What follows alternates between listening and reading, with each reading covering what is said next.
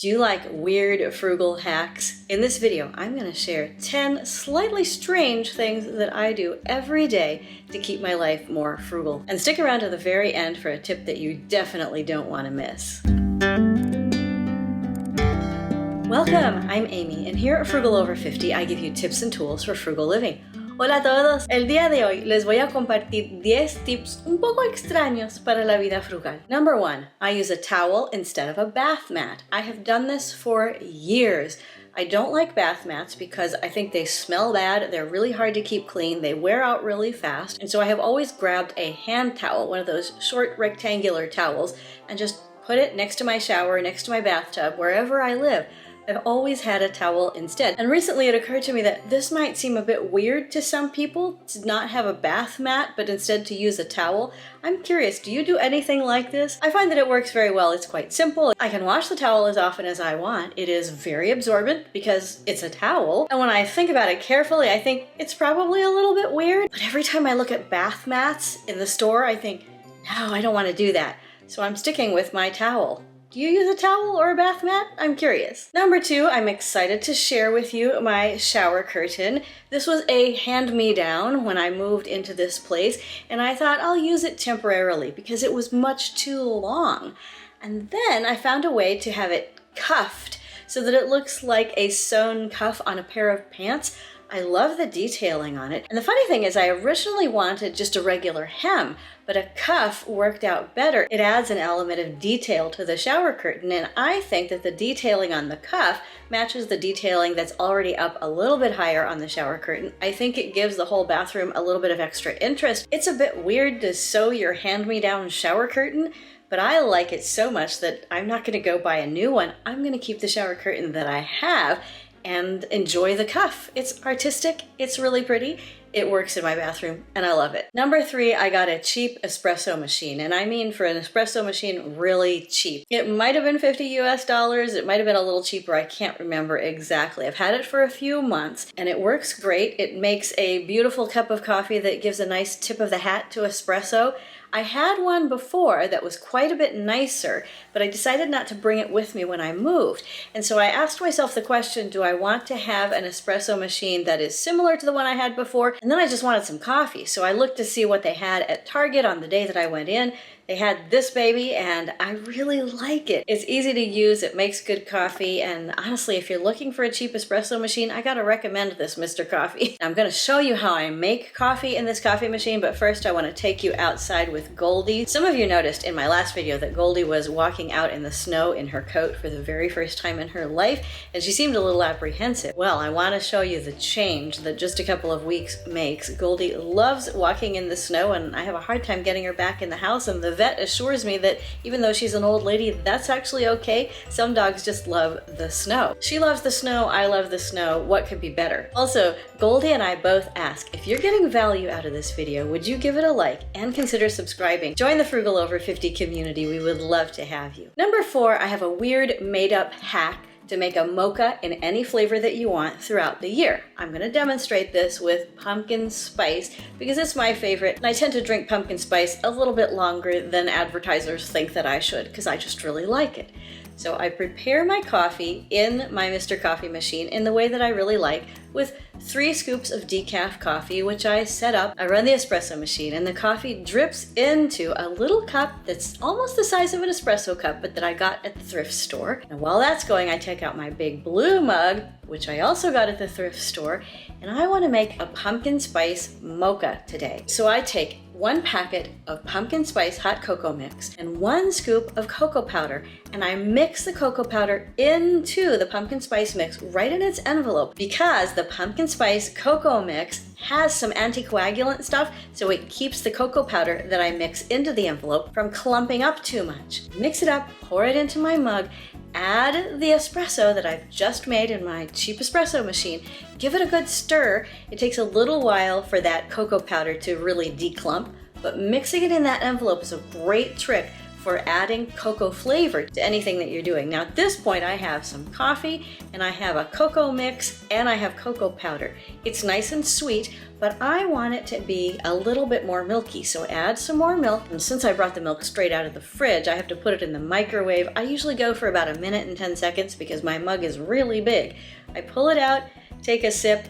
It is so good. Now here's where I need your help down in the comments. This is my frugal coffee hack. Some of you have shared before, what is your frugal coffee hack? And you have amazing and wonderful recipes. Share those again, or if you have not yet shared, tell us down below. How do you make your coffee so that it tastes exactly the way that you want it? If you're not a coffee drinker, but instead you drink some kind of a tea, tell us a little bit about that. Let's be frugal together. As we continue, I would like to take a moment to introduce you to Dream Pairs, a shoe company that I just learned about. They contacted me and asked if they could send me 4 pairs of shoes in exchange for an honest review. Dream Pairs was founded with a vision to empower women and children everywhere to express themselves freely through fashion without hurting their wallets. I like the cheekiness of this. It suggests that we can be frugal and also fashionable. They sent me a children's high top sneaker, which looks really fashionable, and I have it on good authority that it has held up very well to the rigors of actual childhood wearing the shoes. I also got these really cute Mary Jane chunky heel pumps. This particular pair ran a little bit smaller than expected,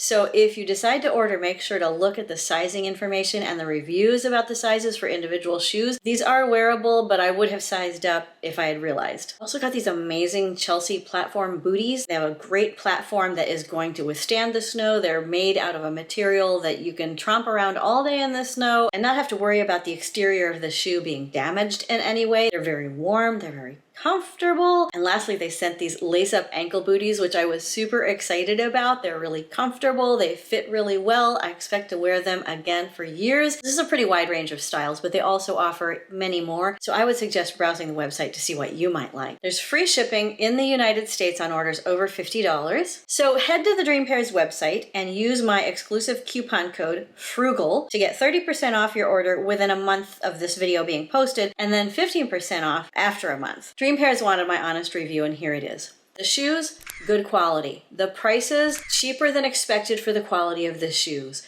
The sizing, mostly good. So if you're interested in some shoes, check it out. Number 5, free and thrifted furniture.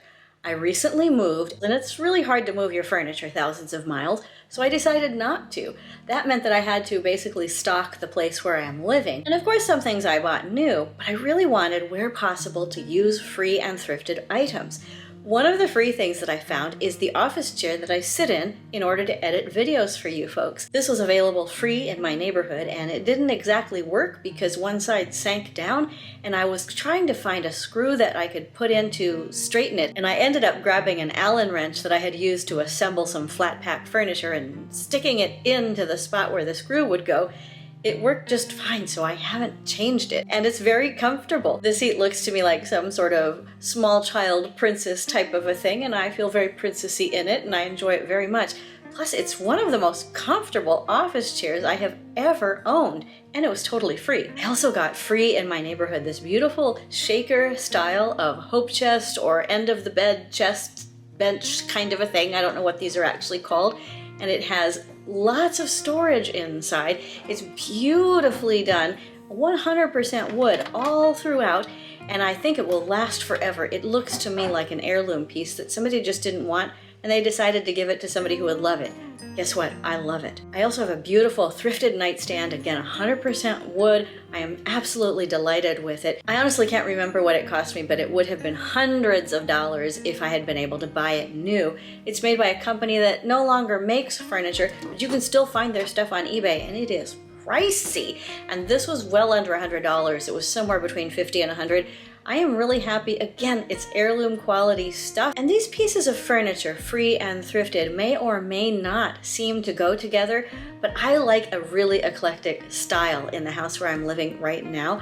And I like having mix and match and things that don't exactly coordinate, but because I like them, I think they go together. Now, this might not seem particularly weird to you, but I have never lived in a place before where I could take advantage of free and thrifted furniture, and I am enjoying it so much. It might be weird, but it's also wonderful. Number 6, Thrifted holiday decor. This is something that I have just discovered again in my new place. It is finally possible to find thrifted holiday decor that is really good quality, that people have donated after using it just a time or two. I get it for a quarter of the price of the original. And where I live right now, this seems very weird to me, which is why I included it here. There is so much thrifted holiday decor available throughout the year that I genuinely don't think I will have to buy anything new. It's so strange to me, and I'm enjoying it so much. I've gotten Halloween, I've gotten Thanksgiving, I'm getting ready to stock for Christmas. After that, we have Valentine's Day and Easter. I'm gonna have a nice stash of holiday decor. Usually it's better quality than a lot of things you get at the store, because if somebody donates something and it's in good shape, it means that it was good enough quality for them to use it and then to donate it, and then people like me can get more use out of it. I'm absolutely overwhelmed and excited about thrifted holiday decor. Can't say enough about it. If you live in a part of the world where thrift stores are really a thing, like in my new home, do you get your holiday decor thrifted? I know that some of you also have other strategies for holiday decor, like if you live near nature, you go outside and you bring nature in. Tell me what you do to decorate for the holidays frugally in a way that might seem weird to other people, but that feels great to you. Number 7. I have a non-dining table. This table is a loaner while I wait to decide what exactly I want to do with this space and what sort of a table I actually want. It came as a loaner with a beautiful tablecloth, and it's just one of those outdoor plastic tables that people use as a multi-purpose sort of a thing. You can put it up and take it down. I leave it set up all the time. It's where I park my lovely princess editing chair. It's where I have the sewing machine, and obviously being a horizontal surface in the house, it tends to collect piles of things, which I then have to clear off. I have to say I really love it because it takes the pressure off of me to just find a dining table that I really like all at once. For some reason, the dining table is one of the items that I've had difficulty thinking about. And I don't have to, because I actually really enjoy having this low pressure setup that works really well. It's fully functional for all of the things that I want it to function for. And honestly, it looks just fine in the house. I kind of forget when I look at it that it's not a real dining table and it's not a permanent solution. That's okay. And I think my suggestion to you here is it might feel weird to have a sort of temporary solution in your decor in your home, but I would encourage you to keep something temporary until you find a way to get what you really want. This is something that in our rush kind of society seems a little bit strange, but I think it's great to just wait. And I'm enjoying my non-dining table. Number 9, towels. This feels weird to me. It probably wouldn't feel weird to you, but I'll confess. I have always been very much of a coordinated matchy-matchy towel girl. Always, always, always. And I would have in one bathroom towels of a certain color, in another bathroom towels of a different color, and that has all changed since I've moved. I was fortunate to receive a gift of towels that are perfectly in good shape, but none of them match each other. So I have a nice big pile of towels that I can use, and none of them match, and none of them coordinate, and for the first time in my life, I'm okay with it. I actually set aside money in my moving budget to go buy some towels, and I wanted a specific color of mint green. I haven't found it yet, and the sage green that seems popular as I'm recording this video is not a color I like.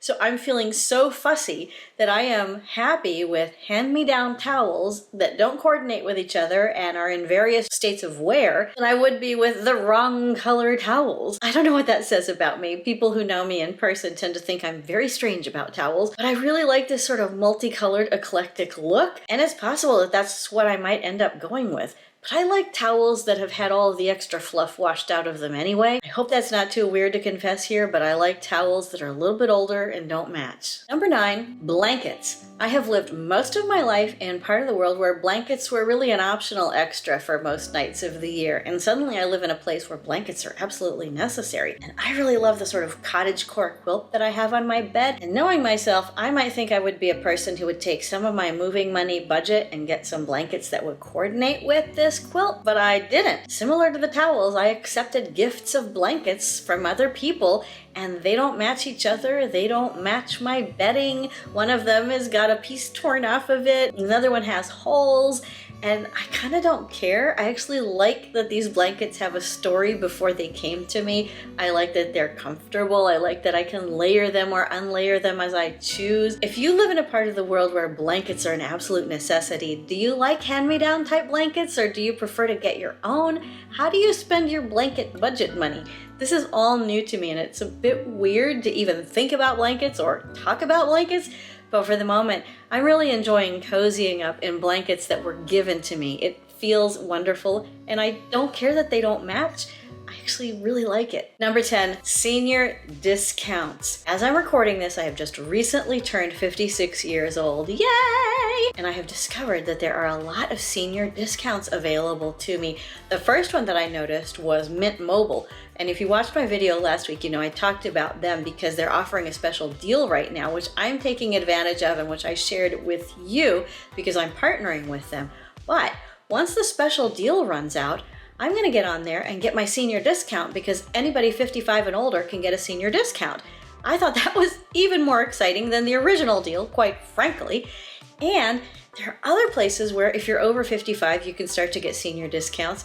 I've always thought that was, years and decades away, but here we are. It feels quite weird. Now I'm curious, for those of you who live outside the United States, do you have senior discounts at local retailers or ticketed events or certain kinds of products and services? Is this just a United States thing, or is this a worldwide thing? And if you are already experienced at taking advantage of senior discount, first of all, congratulations, well done. Second of all, share down below in the comments, what are some places where we should all be looking out for senior discounts? I am new to the weird and wonderful world of senior discounts, and I plan on enjoying it very much. Thanks again to Dream Pairs for sending me some shoes to review so that I could share with you how much I actually enjoyed them. Click the link in the description box below. For those of you who are still here, do me a favor and type down below in the comments, weird frugal hacks, and then share one of your favorites. I am so glad that you're here with me to talk about all things frugal living, and I can't wait to see you in the next video. Nos vemos pronto. Bye!